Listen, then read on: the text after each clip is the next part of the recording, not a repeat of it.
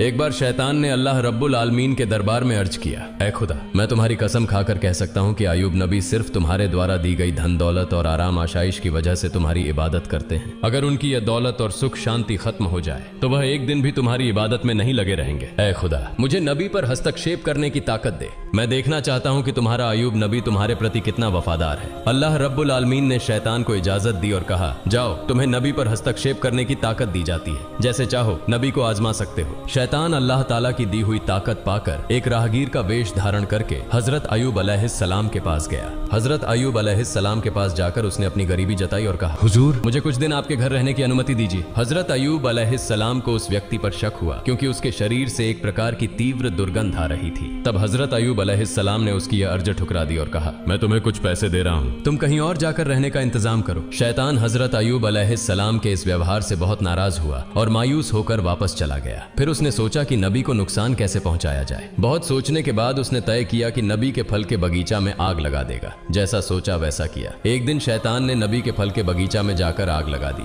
शैतान द्वारा लगाई गई आग में कई फल के बगीचा जलकर राख हो गए। बगीचा के कर्मचारी दौड़कर नबी के पास यह खबर देने पहुंचे। उनसे यह समाचार सुनकर हजरत अय्यूब अलैहिस्सलाम ने कहा, अल्हम्दुलिल्लाह, अल्लाह का दिया हुआ माल अल्लाह ने वापस ले लिया, इसमें मेरे चिंतित होने की कोई वजह नहीं है। शैतान ने जब देखा कि हजरत अय्यूब अलैहिस्सलाम फल के बगीचा नष्ट होने के बाद भी जरा सा भी विचलित नहीं हुए तो उसके दिल में जलन बढ़ गई। फिर उसने दोबारा सोचना शुरू किया कि नबी को और किस तरह से नुकसान पहुंचाया जाए। अगले दिन शैतान नबी के अस्तबल में गया और वहां आग लगा दी। आग तूफान की तरह फैल गई, जिससे सारे जानवर जलकर मर गए और कुछ गडेरिये भी आग में झुलसकर मर गए। बाकी गडेरिये यह खबर तुरंत नबी के पास लेकर पहुंचे। यह खबर सुनकर हजरत अय्यूब अलैहिस्सलाम ने नमाज की नियत की और कहा, अल्लाह का दिया हुआ माल अल्लाह ने वापस ले लिया, इसमें मुझे विचलित होने की कोई जरूरत नहीं है। शैतान ने जब देखा कि इतनी बड़ी घटना के बाद भी नबी जरा भी परेशान नहीं हुए तो उसके दिल में और ज्यादा जलन पैदा हुई। अब उसने नबी को और बड़ा नुकसान पहुंचाने का इरादा किया। हजरत अय्यूब अलैहिस्सलाम के 12 बच्चे थे जो हर दिन एक शिक्षक से शिक्षा लेने के लिए मदरसे जाया करते थे। एक दिन सुबह हमेशा की तरह हजरत अय्यूब अलैहिस्सलाम के 12 बच्चे शिक्षक के पास पढ़ने गए। उसी समय शिक्षक किसी काम से मदरसे से बाहर गए और शैतान ने इस मौके का फायदा उठाकर मदरसे की छत गिरा दी। छत गिरने से हजरत अय्यूब अलैहिस्सलाम के 12 बच्चे मलबे के नीचे दबकर मर गए। मदरस के शिक्षक डरते डरते हजरत अय्यूब अलैहिस्सलाम के पास आए और कहा, ऐ अल्लाह के नबी, मैं किसी काम से बाहर गया था, इसी बीच इमारत की छत गिर गई और आपके 12 बच्चे उसमें दबकर चल बसे।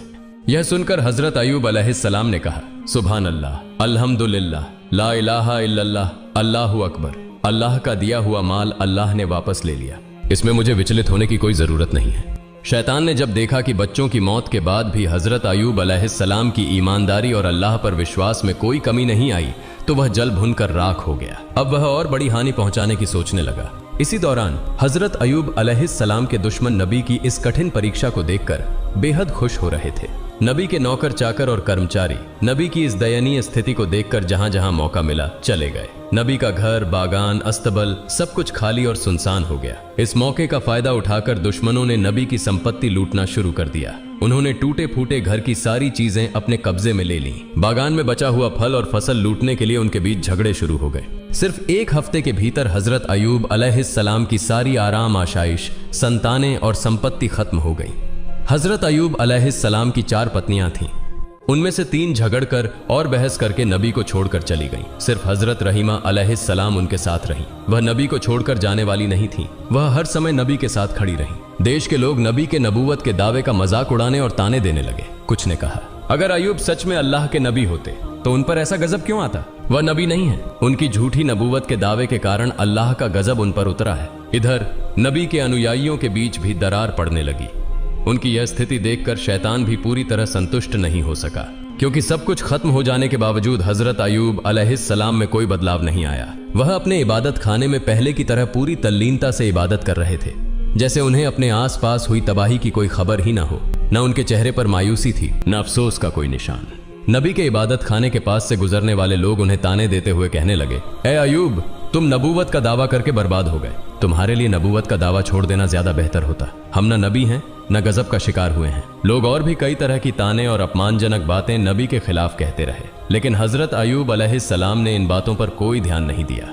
उन्होंने लोगों के साथ मेलजोल पूरी तरह से खत्म कर दिया और इबादत में डूबे रहे। यह सब देखकर शैतान और ज्यादा बेचैन हो गया। वह और साजिशें रचने के बारे में सोचने लगा। शैतान यह सोचने लगा कि नबी को और अधिक गंभीर नुकसान कैसे पहुंचाया जा सकता है। बहुत सोचने के बाद उसने एक साजिश रची। अपनी योजना के अनुसार वह नबी से मिलने की इच्छा जताकर उनके पास पहुंचा। नबी से मिलते हुए उसने कहा, हुजूर, मैं आपका एक भक्त हूं, मुझे आपसे कुछ अर्ज करनी है। इस बहाने वह नबी से बात करता रहा और फिर अपना मुंह उनके कान के पास ले जाकर दोनों कानों में फूंक मारकर वहां से चला गया। अगले दिन नबी के शरीर पर फफोलों जैसे फोड़े निकल आए। उनका शरीर दर्द से भर गया और वे बहुत बीमार हो गए।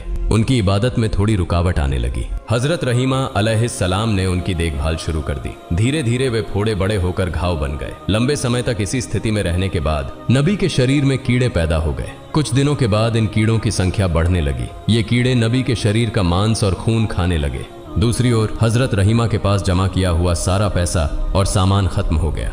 खाने पीने की गंभीर समस्या पैदा हो गई। कुछ दिनों तक नबी और उनकी पत्नी ने केवल पानी पीकर गुजारा किया, लेकिन आखिरकार हजरत रहीमा के लिए यह सहन करना मुश्किल हो गया। हजरत रहीमा अलैहिस्सलाम नबी के पास आकर अर्ज करने लगीं, ए अल्लाह के नबी, अब हमारे पास कुछ भी नहीं बचा है, इसलिए गांव जाकर लोगों के घरों में काम करके रोजी कमाने के अलावा हमारे पास और कोई चारा नहीं है। अगर आप मुझे इजाजत दें तो मैं गांव में जाकर लोगों के घरों में काम करके हलाल रोजी कमा सकती हूं और उससे हमारे खाने का इंतजाम हो जाएगा। हजरत अयूब अलैहिस्सलाम अपनी पत्नी रहीमा की बात सुनकर बहुत देर तक रोते रहे। फिर उन्होंने कहा, रहीमा, मेरा इरादा तुम्हें तकलीफ देने का कभी नहीं था, लेकिन मैं बहुत बीमार हूँ और मजबूरी में तुम्हें इजाजत दे रहा हूँ। तुम जाओ और लोगों के घरों में काम करो ताकि कुछ हलाल रोजी कमा सके। नबी की इजाजत पाकर हजरत रहीमा ने गांव में लोगों के घरों में काम करना शुरू कर दिया। दूसरी ओर गांव वाले जब हजरत अयूब अलैहिस्सलाम के शरीर की स्थिति देखते तो बहुत भयभीत हो जाते। उनके शरीर से उठने वाली दुर्गंध से लोग घृणा महसूस करने लगते और उनके शरीर में सिहरन सी होने लगती। इसके अलावा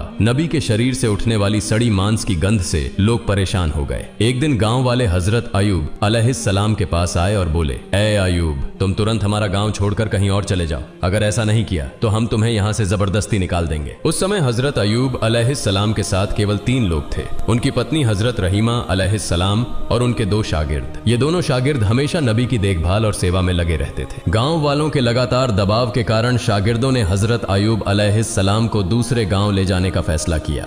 कई घंटे तक सफर करने के बाद वे एक और गांव पहुंचे, लेकिन उस गांव के लोग भी नबी की हालत देखकर घबरा गए और बोले, तुम इसे तुरंत यहां से लेकर चले जाओ, नहीं तो हम तुम्हें मारकर यहां से भगा देंगे। इस तरह शागिर्दों ने हजरत अयूब अलैहिस्सलाम को 7 अलग अलग गांवों में घुमाया, लेकिन कोई भी गांव उन्हें आश्रय देने को तैयार नहीं हुआ। आखिरकार शागिर्द परेशान हो गए। वे नबी को रास्ते के किनारे कचरा और गंदगी डालने की जगह पर एक पेड़ की छाया के नीचे छोड़कर चले गए। जाने से पहले वे आपस में बातें करने लगे। हजरत अयूब अलैहिस्सलाम अल्लाह के नबी होने के बावजूद इस तरह की मुसीबत में क्यों फंसे? एक शागिर्द ने जवाब दिया, शायद उन्होंने अल्लाह ताला की मर्जी के खिलाफ कुछ किया होगा, नहीं तो ऐसी हालत क्यों होती। दूसरे ने पहले की बात का समर्थन करते हुए कहा, जब नबी अल्लाह के दिए कामों से भटक गए हैं तो अब उनके साथ रहने से हमें कोई फायदा नहीं, चलो हम यहाँ से चले जाते हैं। दोनों इस बात पर सहमत हुए और हजरत अयूब अलैहिस्सलाम को पेड़ के नीचे छोड़कर चले गए। हजरत रहीमा अलैहिस्सलाम हजरत अयूब अलैहिस्सलाम को छोड़कर जाने वाली महिलाओं में से नहीं थी। वे हमेशा नबी की सेवा में व्यस्त रहती थीं। दिन के कुछ समय में वह लोगों के घरों में नौकरानी का काम करती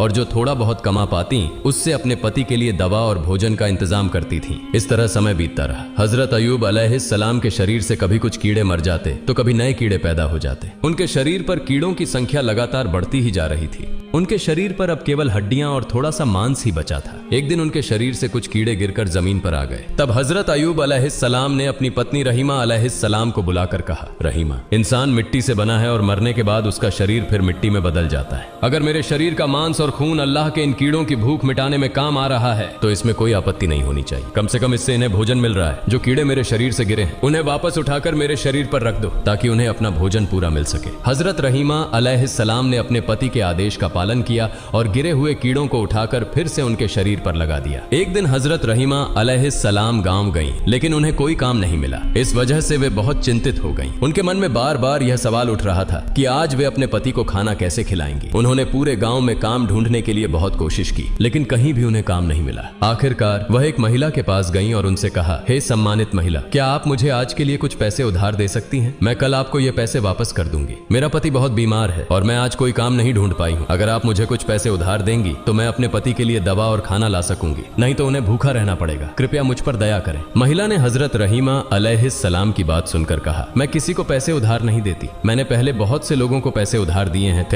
लेकिन किसी ने आज तक मेरे पैसे वापस नहीं किए। इसलिए ये नाटक करना बंद करो और सीधे अपने घर का रास्ता पकड़ो। मैं तुम्हें कोई पैसा उधार नहीं दे सकती। हजरत रहीमा अलैहिस्सलाम ने कहा, तो फिर मुझे कोई काम दीजिए, उस काम के बदले में मुझे पैसे दे दीजिए। महिला ने कहा, मेरे पास तुम्हारे लिए कोई काम नहीं है, लेकिन मैं एक शर्त पर तुम्हें पैसे दे सकती हूँ। तुम्हारे सिर के बाल मुझे बहुत पसंद है। अगर तुम अपने सिर के बाल काट कर मुझे दे दो तो मैं उनके बदले तुम्हें पैसे दे सकती हूँ। हजरत रहीमा अलैहिस्सलाम ने जवाब दिया, हे महिला, मेरे पति बहुत बीमार हैं। उनका पूरा शरीर कीड़ों ने खा लिया है। वह किसी कठोर चीज को छू भी नहीं सकते।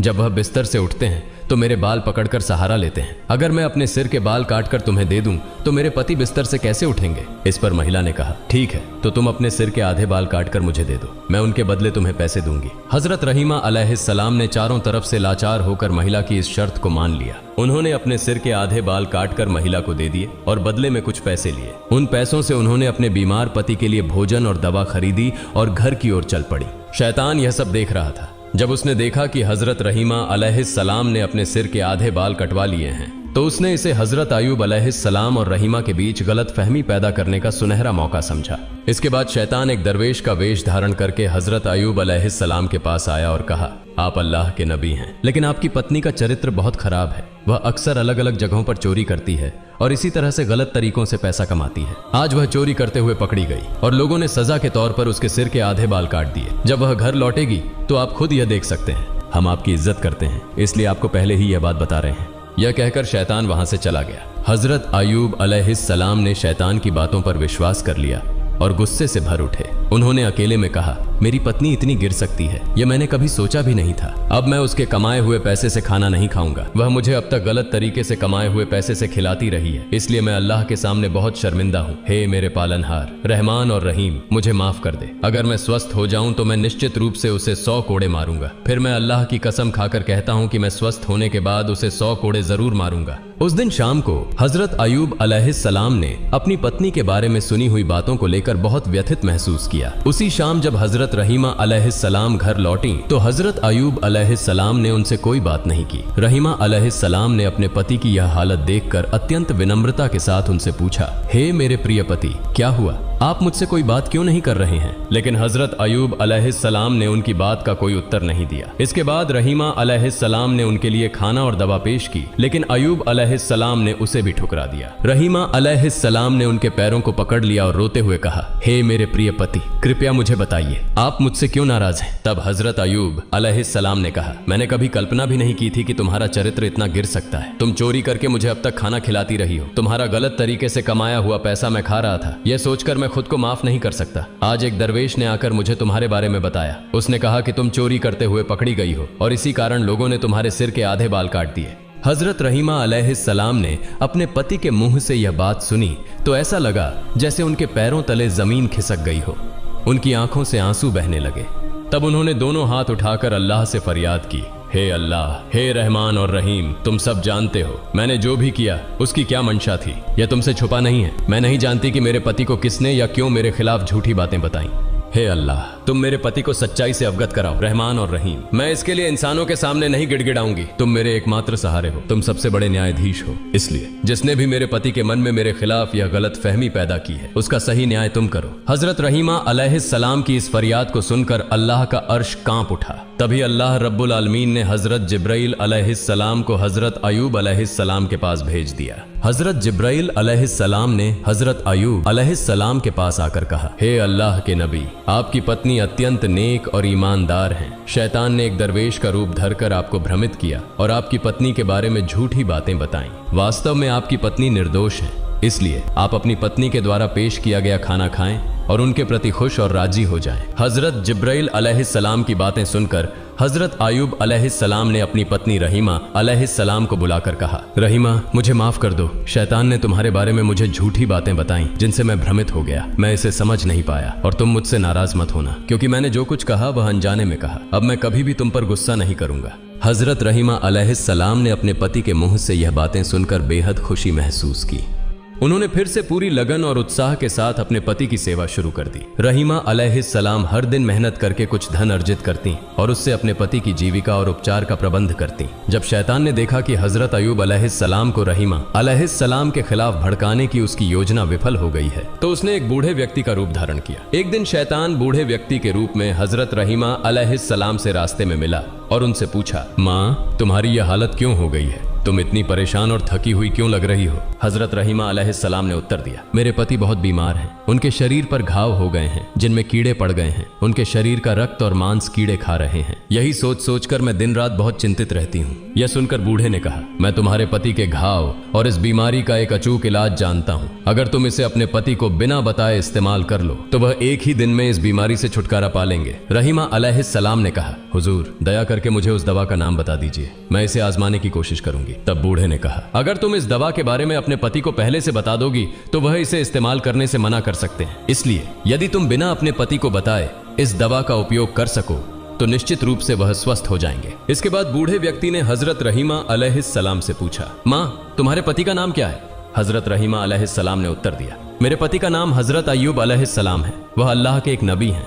जीवन के आरंभिक समय में वह बहुत संपन्न थे, लेकिन बाद में अल्लाह रब्बुल आलमीन ने उन्हें विभिन्न आजमाइशों और मुश्किलों में डाला। अब वह एक गंभीर बीमारी से ग्रस्त हैं। शैतान जो बूढ़े व्यक्ति का रूप धारण किए हुए था, रहीमा अलैहिस्सलाम की बातें सुनकर बोला, जब उन्हें गांव के लोगों ने बाहर निकाल दिया था तो मैंने उन्हें एक बार देखा था। उनके लिए मेरे पास उपयुक्त दवा है। हजरत रहीमा अलैहिस्सलाम ने कहा, हुजूर कृपया मुझे वह दवा दे दीजिए। बूढ़े व्यक्ति ने कहा, तुम यहीं थोड़ी देर प्रतीक्षा करो, मैं दवा लाकर अभी तुम्हें देता हूँ। यह कहकर बूढ़ा व्यक्ति वहां से चला गया। हजरत रहीमा अलैहिस्सलाम वहीं खड़ी उसकी प्रतीक्षा करने लगी। कुछ समय बाद बूढ़ा व्यक्ति एक बोतल में पानी जैसी दवा और मांस जैसा पदार्थ लेकर आया। उसने रहीमा अलैहिस्सलाम के हाथ में बोतल देते हुए कहा, यह दवा उनके शरीर पर लगाना और यह मांस जैसी दवा भूनकर उन्हें खिलाना।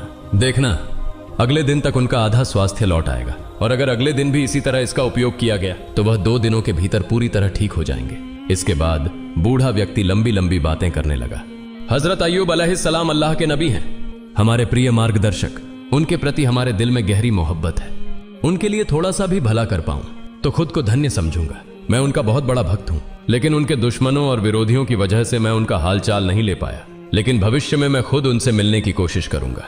शैतान ने इस तरह की लंबी बातें कहकर हजरत रहीमा अलैहिस्सलाम का विश्वास जीत लिया और वहां से चला गया। हजरत रहीमा अलैहिस्सलाम वह दवा लेकर अपने नबी के पास पहुंची। पहले उन्होंने उनके लिए खाने का इंतजाम किया। इसके बाद वह बहुत देर तक सोचती रहीं कि इस दवा का उपयोग करें या नहीं, लेकिन अंततः वह हजरत अयूब अलैहिस्सलाम को बिना बताए दवा का उपयोग करने का साहस नहीं कर सकी। इसलिए वह नबी के पास जाकर बोली, हे अल्लाह के नबी, आज एक वृद्ध व्यक्ति ने मुझे रास्ते में एक प्रकार की दवा दी है और उसने कहा कि यदि इस दवा का नियमित रूप से 2 दिन उपयोग किया जाए तो आप पूरी तरह से स्वस्थ हो जाएंगे। हजरत अयूब अलैहिस्सलाम ने हजरत रहीमा अलैहिस्सलाम की बात सुनकर कहा, हे रहीमा, क्या तुम सोचती हो कि मेरी यह बीमारी दवा से ठीक हो जाएगी? यह बीमारी तो अल्लाह ने मुझे दी है और वही मुझे ठीक करेगा। कोई दवा इसे ठीक नहीं कर सकती। हजरत रहीमा अलैहिस्सलाम ने कहा, जिसने यह दवा दी है वह एक मुसलमान है, वह आपका भक्त है और इसलिए मुझे उसकी दवा पर कोई संदेह नहीं है। अब यह सब आपके इरादे पर निर्भर है। हजरत अयूब अलैहिस्सलाम ने कहा, तुम फिलहाल यह दवा छोड़ दो। जब तक अल्लाह ताला से इस बारे में कोई खबर ना आए मैं इस दवा का उपयोग नहीं कर सकता। हजरत रहीमा अलैहिस्सलाम ने नबी के आदेश का पालन किया और दवा नबी के बिस्तर के पास रख दी। अगले दिन सुबह हजरत अयूब अलैहिस्सलाम ने हजरत रहीमा अलैहिस्सलाम को बुलाया और कहा, रहीमा, जब से मैं बीमार हुआ हूँ मैं हर रात अल्लाह रब्बुल आलमीन के ताजल्ली को देखता था और उससे अत्यधिक संतोष प्राप्त करता था, लेकिन कल रात मैं वह ताजल्ली देखने में सक्षम नहीं हो पाया। परंतु इसका कारण क्या था मैं समझ नहीं पा रहा हूँ। हजरत रहीमा अलैहिस्सलाम ने कहा, हे मेरे प्रिय पति, आप अल्लाह के नबी हैं, इसके लिए शायद आपके पास इसका उचित कारण हो। मैं एक सामान्य बंदा हूँ, मैं कैसे जान सकती हूँ इसका कारण क्या है? इसके बाद हजरत अयूब अलैहिस्सलाम बहुत परेशान हो गए और चिंतित हो गए। इस तरह 3 दिन बीत गए। वह अल्लाह रब्बुल आलमीन की ताजल्ली को नहीं देख पाए। अंत में वह दोनों हाथ उठाकर अल्लाह के दरबार में रोते हुए दुआ करने लगे, हे अल्लाह रब्बुल आलमीन, मुझे नहीं पता कि किस गलती के कारण मैं आपकी ताजल्ली देखने में सक्षम नहीं हो पा रहा हूँ। अगर मुझसे कोई गलती हुई है तो कृपया मेरी गलतियों को माफ कर दें और मुझे अपनी ताजल्ली से वंचित न करें। हजरत अय्यूब अलैहिस्सलाम की यह दुआ सुनकर हजरत जिब्राइल अलैहिस्सलाम ने आकर उन्हें बताया, हे अल्लाह के नबी, आपके बिस्तर के पास शराब की बोतल और सूअर का मांस रखा है। इन हराम चीजों को आपके बिस्तर के पास रखकर आप अल्लाह ताला की ताजल्ली की आशा कैसे कर सकते हैं? यदि आप फिर से अल्लाह ताला की ताजल्ली प्राप्त करना चाहते हैं तो आपको तुरंत इन चीजों को अपने बिस्तर के पास से हटा देना चाहिए। गहरी रात में हजरत अय्यूब अलैहिस्सलाम ने हजरत रहीमा अलैहिस्सलाम को बुलाकर कहा, रहीमा, मेरे बिस्तर के पास जो शराब और सूअर का मांस रखा है उसे देखो और तुरंत हटा दो। ये चीजें यहाँ होने के कारण ही मैं अल्लाह की ताजल्ली दर्शन में असफल हो रहा हूँ। हजरत रहीमा अलैहिस्सलाम नींद से जागकर चारों ओर अच्छी तरह से ढूंढने लगी, लेकिन उन्हें कहीं शराब और सूअर का मांस नहीं मिला। फिर हजरत अय्यूब अलैहिस्सलाम ने कहा, वह दवाइयाँ कहाँ हैं जो तुम लाई हो? हजरत रहीमा अलैहिस्सलाम ने कहा, वे यहाँ हैं, आपके बिस्तर के पास ही। नबी ने कहा, उन्हें यहाँ से हटा दो, मुझे लगता है कि यह शराब और सूअर का मांस है। नबी के आदेश के बाद हजरत रहीमा अलैहिस्सलाम ने उन दवाइयों को दूर हटा दिया। फिर हजरत अय्यूब अलैहिस्सलाम फिर से ध्यान मग्न हो गए।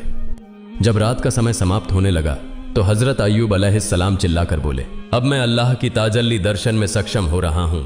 रहीमा, समझो, वह दवाइयाँ शराब और सूअर का मांस थीं और जब तक वे मेरे पास रहीं तब तक मैं 3 दिन तक अल्लाह की ताजल्ली दर्शन में असफल रहा।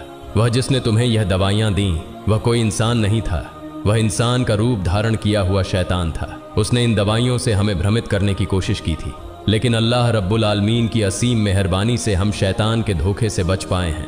हजरत अय्यूब अलैहिस्सलाम इस प्रकार 18 साल तक भयंकर बीमारी, शोक और दुखों का सामना कर रहे थे। अंत में जब कीड़े उनकी आंखों और जीभ पर हमला करने लगे तो वह रोते हुए अल्लाह के दरबार में दुआ करने लगे, हे खुदा, मेरी आंखों से मैं अपनी पत्नी को देखता हूँ और सूरज देखकर नमाज का समय निर्धारित करता हूँ और अपनी जीभ से तेरा जिक्र करता हूँ। इसलिए अगर ये दोनों चीजें कीड़े खा लें और नष्ट हो जाएं तो मेरे लिए तेरी इबादत करना बहुत मुश्किल हो जाएगा। इस दुआ के बाद अल्लाह ताला ने अपने नबी को सूचित किया, मैं जल्द ही आपको रोग मुक्त कर दूंगा और आपकी पत्नी को पुरस्कृत करूंगा। किसी एक दिन सुबह हजरत रहीमा अलैहिस्सलाम काम पर चली गई। हजरत रहीमा अलैहिस्सलाम के काम पर जाने के बाद हजरत जिब्राइल अलैहिस्सलाम आए और हजरत अय्यूब अलैहिस्सलाम से कहा, हे अल्लाह के नबी, आप अपने पैरों से जमीन पर प्रहार करें। आपके पैरों के प्रहार से एक नहर बन जाएगी और आप उस नहर के पानी से स्नान करें और पेट भर कर वही पानी पिएं। थोड़ी देर में आप पूरी तरह से स्वस्थ हो जाएंगे।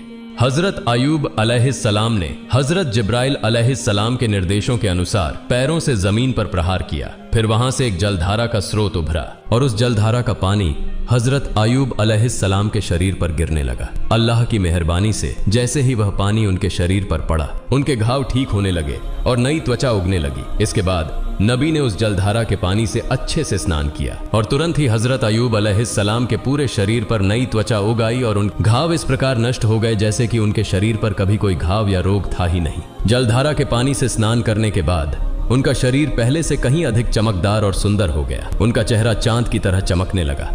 नहाने के बाद हजरत अय्यूब अलैहिस्सलाम ने पेट भरकर उस जलधारा का पानी पिया, जिससे उनकी भूख और प्यास पूरी तरह से शांत हो गई। उसी समय उन्होंने देखा कि एक फरिश्ता दूर से कपड़े का थैला लेकर उनके पास आया और बोला, हे अल्लाह के नबी, ये कपड़े जन्नत से लाए गए हैं, ये कपड़े आप पहने। इसके बाद वह व्यक्ति चला गया। हजरत अय्यूब अलैहिस्सलाम ने कपड़े का थैला खोला और देखा कि उसमें जन्नत के कपड़े हैं। उन्होंने उन जन्नत के कपड़ों को पहन लिया और अनगिनत सुंदरता के मालिक बन गए। उन्हें अपार संतोष प्राप्त हुआ क्योंकि उन्होंने 18 सालों तक बीमारी का सामना किया था और आज पूरी तरह से स्वस्थ हो गए। अब वह चलने फिरने में सक्षम हो गए थे। वह अल्लाह के दरबार में शुक्रिया अदा करते हुए कुछ दूर जाकर जंगल के एक किनारे पर बैठ गए। इस बीच हजरत रहीमा अलैहिस्सलाम कुछ पैसे जुटाकर अपने पति के लिए खाना खरीदने के लिए जल्दी से वापस लौट आईं। जब वह अपने पति के पास पहुंची तो देखा कि उनका पति बिस्तर पर नहीं था। हजरत रहीमा अलैहिस्सलाम यह दृश्य देखकर चकित हो गईं। फिर वह वहां बैठकर जोर जोर से रोने लगी और विनम्रता से अल्लाह रब्बुल आलमीन से प्रार्थना करने लगी, हे मेरे रब, मैं नहीं जानती मेरे पति को कौन ले गया है। क्या उन्हें कोई शेर ने खा लिया है या कोई अन्य जानवर उन्हें गायब कर दिया है? मैं कुछ नहीं जानती। हे मेरे रब, मैं तुझसे दुआ करती हूँ, तुम मेरे पति को वापस लौटा दो। हे अल्लाह रब्बुल आलमीन, आप करुणा के सागर हैं, आपसे जो कुछ भी हो वह सब कुछ कर सकते हैं। मैं अपने पति के बिना नहीं रह सकती। हजरत रहीमा अलैहिस्सलाम इस तरह कई घंटों तक अल्लाह रब्बुल आलमीन के दरबार में प्रार्थना करती रहीं। फिर उठकर इधर उधर दौड़ते हुए हजरत अयूब अलैहिस्सलाम का पता करने लगी। वह देख रही थीं कि कहीं हजरत अयूब अलैहिस्सलाम का कोई निशान मिल सके, लेकिन काफी समय तक दौड़ने के बाद भी उन्हें हजरत अयूब अलैहिस्सलाम का कोई निशान नहीं मिला। उन्होंने दूर देखा कि एक व्यक्ति सुंदर कपड़े पहने हुए बैठे हैं। वह उस व्यक्ति के पास गई और पूछा, जनाब, यहाँ पेड़ के नीचे एक रोगी था, क्या आप उसके बारे में कुछ जानते हैं? हजरत अयूब अलैहिस्सलाम इतने समय तक दूर बैठकर हजरत रहीमा अलैहिस्सलाम की स्थिति का निरीक्षण कर रहे थे। तत्क्षण वह हजरत रहीमा अलैहिस्सलाम के सामने अपना परिचय नहीं दिए। उन्होंने हजरत रहीमा अलैहिस्सलाम से पूछा, रोगी तुम्हारे क्या हाल है? हजरत रहीमा अलैहिस्सलाम ने उत्तर दिया, वह मेरे प्रिय पति थे, वह अल्लाह के एक नबी थे, उनका नाम हजरत अयूब अलैहिस्सलाम था। वह 18 साल से बीमार थे और मैं ही उनकी देखभाल करती थी, लेकिन आज काम करने के बाद जब मैं वापस आई तो मैंने उन्हें नहीं पाया। मुझे नहीं पता कि वह अब कहाँ हैं। क्या उन्हें कोई बाघ ने खा लिया है या कोई और जानवर उन्हें ले गया है? अगर आप उनके बारे में कुछ जानते हैं तो कृपया मुझे बताएं।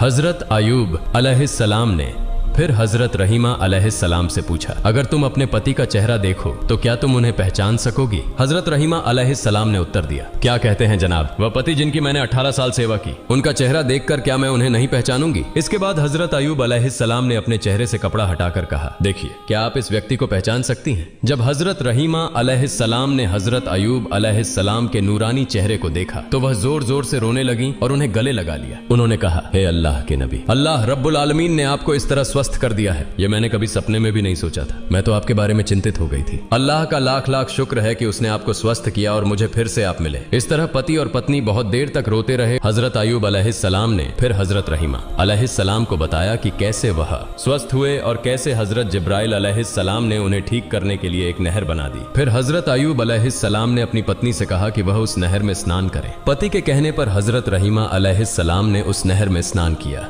जैसे ही हजरत रहीमा अलैहिस्सलाम ने उस नहर में स्नान किया, उनका चेहरा भी चंद्रमा की तरह चमकने लगा। 18 वर्ष की युवती की तरह शरीर में रूप और सुंदरता वापस आ गई। इसके बाद हजरत अयूब अलैहिस्सलाम अपनी पत्नी को लेकर घर लौटने के लिए रास्ता तय करने लगे। जब वे अपने घर पहुंचे तो देखा कि उनका घर पहले की तरह सुरक्षित है। फिर वे अंदर गए और देखा कि उनके बच्चे खेल रहे थे। बच्चों ने उन्हें देखा और दौड़ते हुए उन्हें गले लगा लिया और पूछा, आप लोग कुछ दिनों से कहां थे? हजरत अयूब अलैहिस्सलाम ने कहा, हम अल्लाह ताला की दावत पर गए थे। फिर बच्चों ने जोर जोर से रोना शुरू कर दिया और कहा, आप हमें अकेला छोड़कर दावत में क्यों गए थे? हजरत अयूब अलैहिस्सलाम ने कहा, वह बाद में बताऊंगा। इसी दौरान खेत से फिर से कुछ सेवक आए और कहा, हे अल्लाह के नबी, आपके जानवर और बाग बगीचे जो नष्ट हो गए थे वे आज फिर से पहले जैसे हो गए हैं। हम नहीं जानते कि ये सब पहले जैसी हालत में कैसे वापस लौट आए। कुछ समय बाद कुछ और सेवक आए और कहा, हुजूर, आपका संपत्ति, बर्तन जो लोग लूट कर ले गए थे वह सब हम पूरी तरह से वापस ले आए हैं। सारे सामान इस महल के कुछ कमरों में रखे गए हैं। हजरत अयूब अलैहिस्सलाम के कुछ पुराने सेवक भी आए और उनके दोस्तों और विकास के बारे में समाचार लेकर आए, जिसे सुनकर नबी ने फिर से अल्लाह रब्बुल आलमीन की इबादत में लीन हो गए। इसी दौरान हजरत जिब्राइल अलैहिस्सलाम नबी के पास आए और कहा, हे अल्लाह के नबी, आपने बीबी रहीमा अलैहिस्सलाम के बाल काटने की घटना पर गुस्से में आकर कसम खाई थी कि आप उन्हें 100 कोड़े मारेंगे।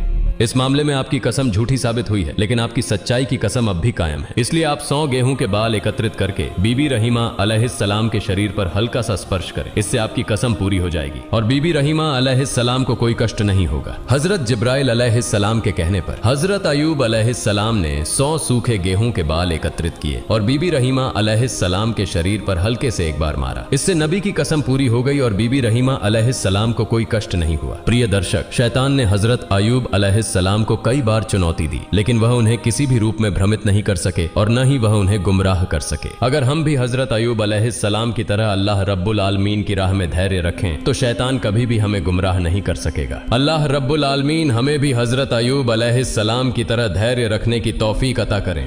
आमीन।